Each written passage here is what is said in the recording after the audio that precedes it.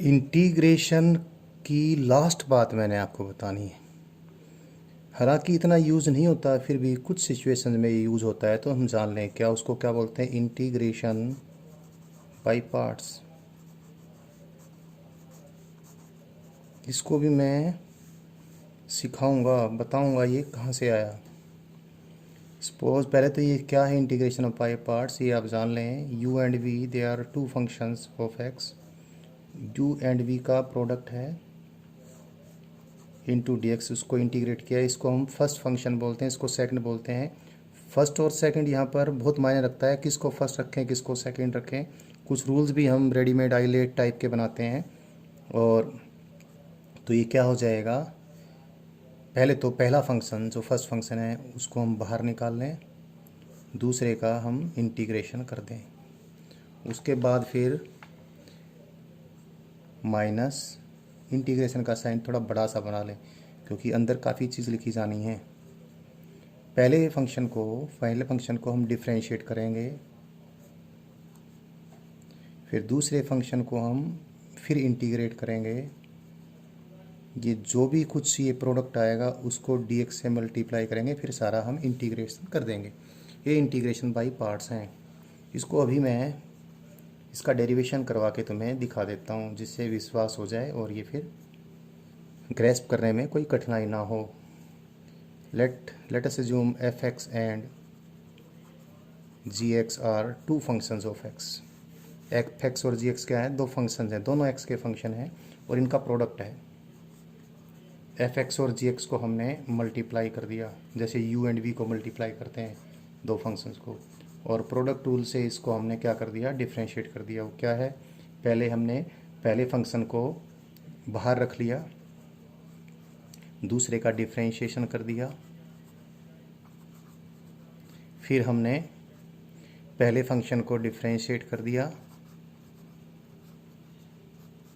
और दूसरे को हमने बाहर रख दिया। u इंटू वी को डिफ्रेंशिएट करते हैं विद रिस्पेक्ट टू एक्स, तो यही तो करते हैं। अब क्योंकि इस चीज़ का डिफ्रेंशिएशन ये सारा है, तो इस सारे का इंटीग्रेशन ये होएगा।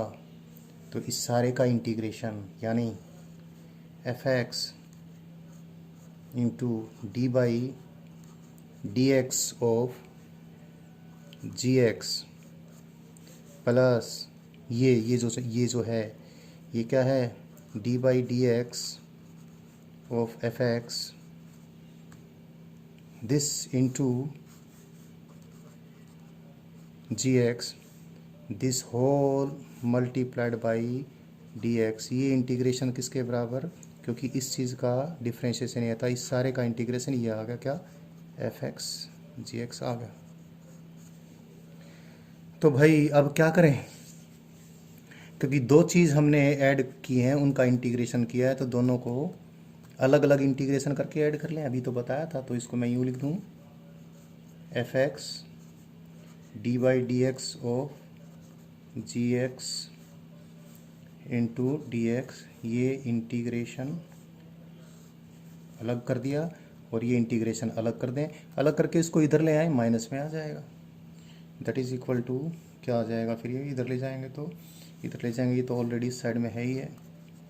एफ एक्स जी एक्स तो ये है ही है, इसको यहाँ से उठाकर यहाँ ले आए तो क्या आ गया, माइनस। ये इंटीग्रेशन को मैंने दो भागों में बांट लिया, इसका इंटीग्रेशन अलग इसका इंटीग्रेशन अलग, इसको इधर ले आया तो नेगेटिव साइन आ गया। तो D by D X of F x ये मल्टीप्लाइड बाई जी एक्स, और ये सारे को डी एक्स से मल्टीप्लाई करके हमने इंटीग्रेट कर रखा, ये चीज़ आ गई। अब क्या करें, ऐसा करें कि differentiation of this G X, जो कि with respect to X differentiation है, ये एक्स का कोई ना कोई फंक्शन तो होगा ही। इसको एक्स का कोई फंक्शन हम सपोज क्या मान लें, वी मान लेते हैं। तो ये जो है इसको मैंने वी मान लिया। तो क्योंकि इस चीज़ का डिफ्रेंशिएशन ये है, तो इंटीग्रेशन के रूल के according v into D X का इंटीग्रेशन जी एक्स हो जाएगा प्लस सी हम जब सारा रिजल्ट जब यूज़ कर रहे होते हैं तो बाद में यूज़ कर लेते हैं। सारे कांस्टेंट ऑफ इंटीग्रेशन मिलके एक ही कांस्टेंट ऑफ इंटीग्रेशन तो लिखेंगे। तो डी यानी मैं सी यहाँ पर अभी ड्रॉप करूँगा कि लास्ट में कांस्टेंट ऑफ इंटीग्रेशन लिख दूंगा। और बाकी हमने इंटीग्रेशन के फॉर्म में थ्योरम लिखी है, जब हमने ऐसा लिखा है तो जब इंटीग्रेशन की वैल्यू निकालेंगे तो सी अपने आप आएगा, तो we can drop this C from here. तो फिर देखें ज़रा, क्योंकि इस चीज़ का डिफ्रेंशिएशन ये है तो v इंटू डी एक्स का इंटीग्रेशन जी एक्स आ जाएगा। अब सिंपल सा हमने रिप्लेसमेंट करना है, तो क्या करते हैं, और एफ एक्स को क्या मान लूँ, एफ एक्स को मैं u मान लेता हूँ, जो फंक्शन एफ एक्स है उसको मैं u ले लेता हूँ। तो देखिए यहाँ पर ये क्या आ जाएगा u, और differentiation of G X with respect to X क्या है v, तो u into V into D X, ये इंटीग्रेशन कितना आ गया एफ एक्स तो क्या है u है, और जी एक्स क्या है G X see this G X is the integration of V X minus ये आ गया यहाँ पर एफ एक्स डी एक्स का, यानी एफ एक्स क्या है u का डिफ्रेंशिएशन, और ये क्या जी एक्स क्या है इंटीग्रेशन किसका वी डी एक्स का इंटू डी एक्स को इंटीग्रेट करने के लिए सारे को फिर से हमने इसमें ऐसे किया और डी एक्स से मल्टीप्लाई कर दिया। यही तो आपकी थ्योरम है। तो प्रोडक्ट ये इंटीग्रेशन बाय पार्ट्स कहाँ से आया कैसे आया मैंने आपको समझा दिया है।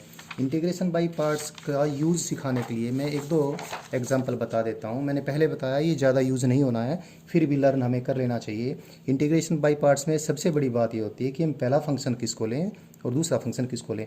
एक एग्जाम्पल लेते हैं, x इंटू ई की power x into D X का हम इंटीग्रेशन करें। अगर x को फर्स्ट फंक्शन मान लेते हैं, e की पावर x को सेकंड फंक्शन मान लेते हैं, तो थ्योरम उसके अकॉर्डिंग कर दें। पहले फंक्शन को हमने बाहर निकाल लिया, दूसरे फंक्शन का हमने इंटीग्रेशन कर दिया, फिर हमने पहले फंक्शन का डिफ्रेंशिएशन किया, x का differentiation with respect to x, और फिर हम क्या कर दें e की पावर x डी एक्स का इंटीग्रेशन कर दें, और इस सारे को हम डी एक्स से मल्टीप्लाई कर दें इस प्रकार से। तो ये क्या आ गया x e की पावर x आपको मालूम है, इसका इंटीग्रेशन भी e की पावर x रहना है, dx बाई डी एक्स तो 1 होना है।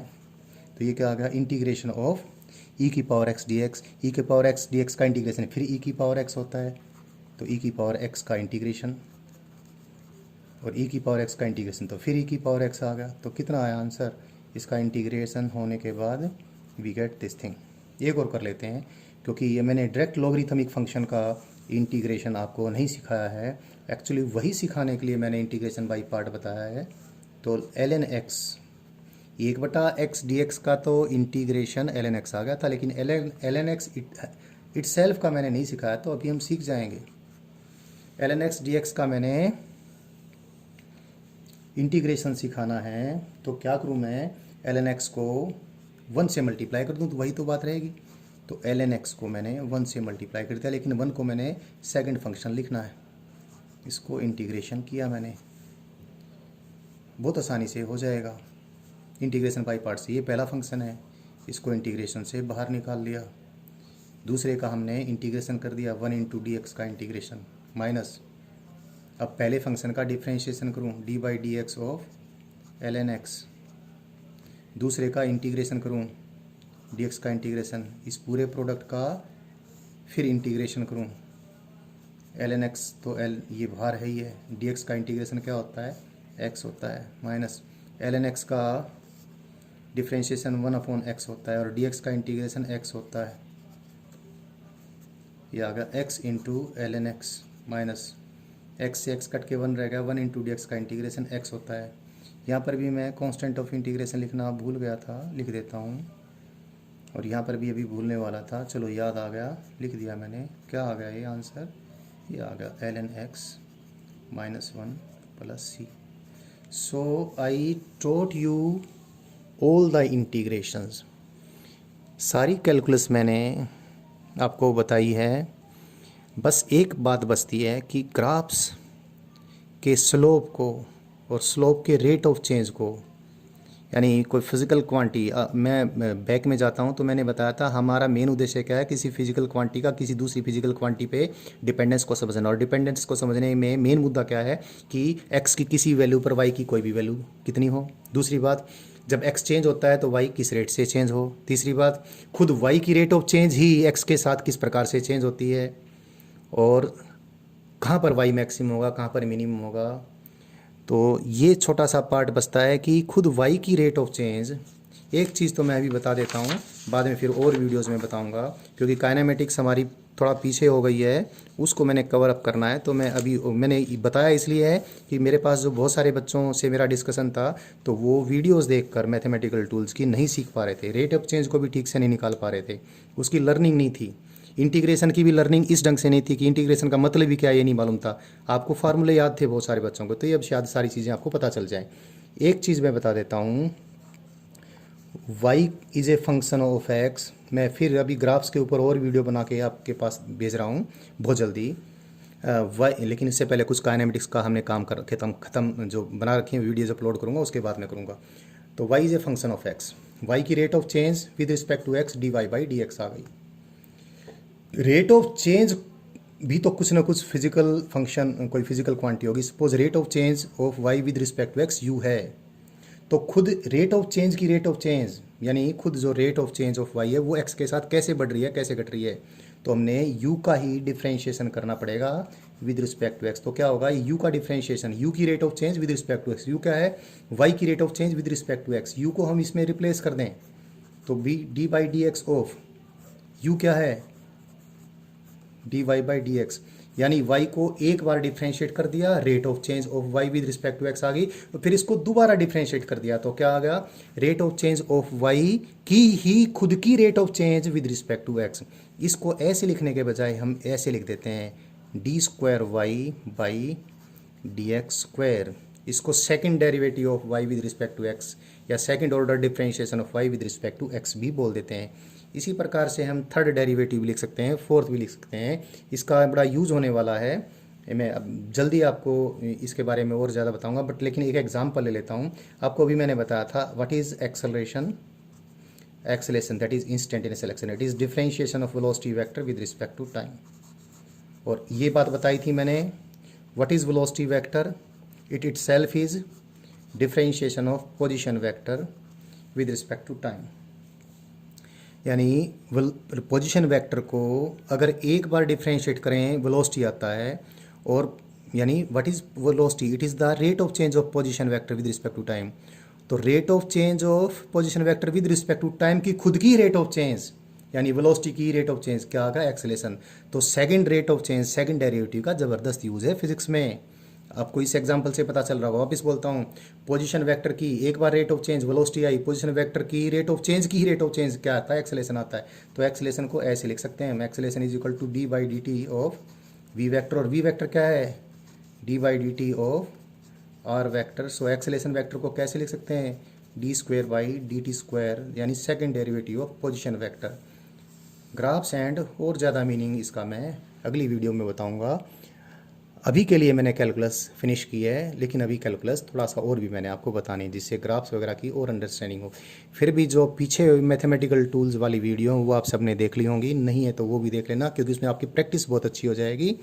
और कौन सी चीज़ किस प्रकार से बनती है वो इन वीडियोज़ को देख कर आपको आसानी से समझ में आ जाएगी। रेट ऑफ चेंज का मतलब क्या होता है, इंटीग्रेशन का मतलब क्या होता है, ये सारा क्लियर आपको इन सारी वीडियोज़ को देखने के बाद हो जाएगा।